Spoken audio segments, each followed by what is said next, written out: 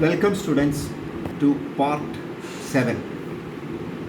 So let us in the freshness of the beginning, let us understand one mathematical concept which is very easy. I know that some of you are very good in maths, so I want to encourage them to see and understand the subject in its full glory. So let me define norm of an x. Norm of a vector, all these x which we have been talking about is a vector.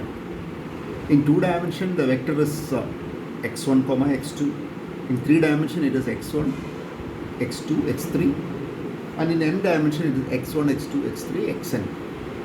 So usually we want a concept called norm. In a very simplified way, norm could be thought of as the length of the vector. So let me give you the definition of norm.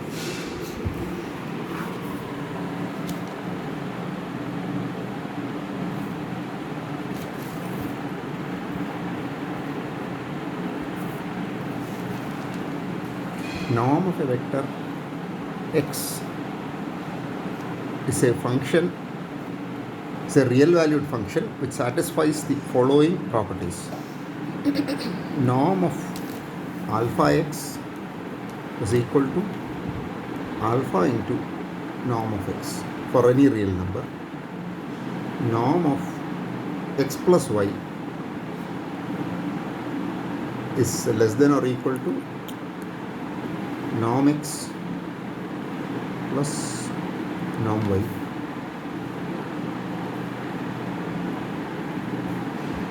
Norm of x is equal to 0 if and only if x is equal to 0.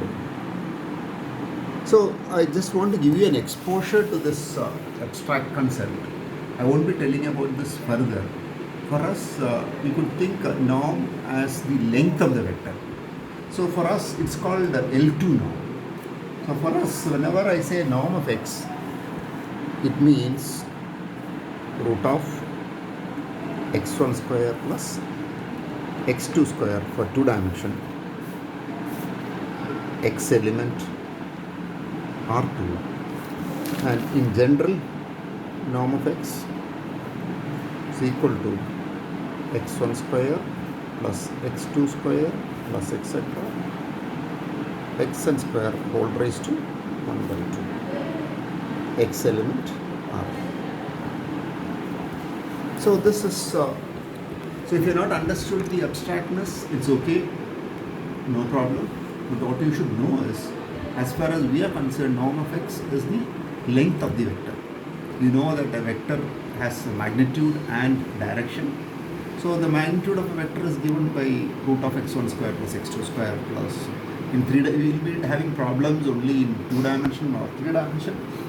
In 2 dimension it is root of x1 square plus x2 square, which is from the Pythagoras theorem, and in 3 dimension it is root of x1 square plus x2 square plus x3 square.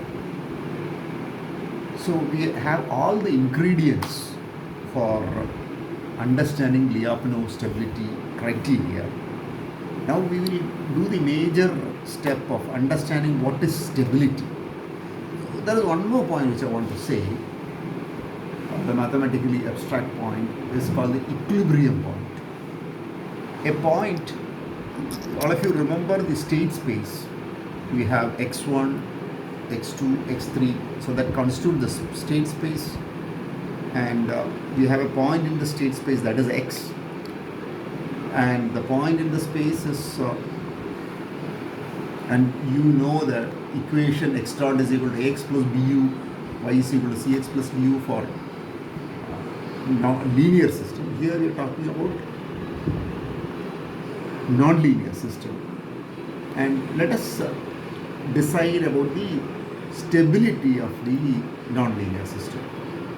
Let us discuss about the stability of the non-linear system. Before discussing the stability of non-linear system, let us discuss the stability of linear system. For a linear system, there are 2 kinds of linear system. One is autonomous system. This is autonomous system. x dot is equal to ax. We say autonomous because there is no input. This is the forced system. X dot is equal to ax plus bu. So we say an autonomous system is stable if we start from any initial condition. If you reach the equilibrium point, then we say the system is stable. Start from anywhere. If you are reaching equilibrium point, we'll say it is stable. And what is equilibrium point? Equilibrium point is where the derivatives is equal to 0. And for non-autonomous system, we say a system is stable or boundary input, boundary output stable if for a small input, if the output is small, we say the system is bounded input, bounded output stable. For linear system, all these stabilities are same. But for non-linear system, the definition of stability is very difficult, and we will be looking only to stability of autonomous system for non-linear system. So we will discuss that in part 7. Thank you.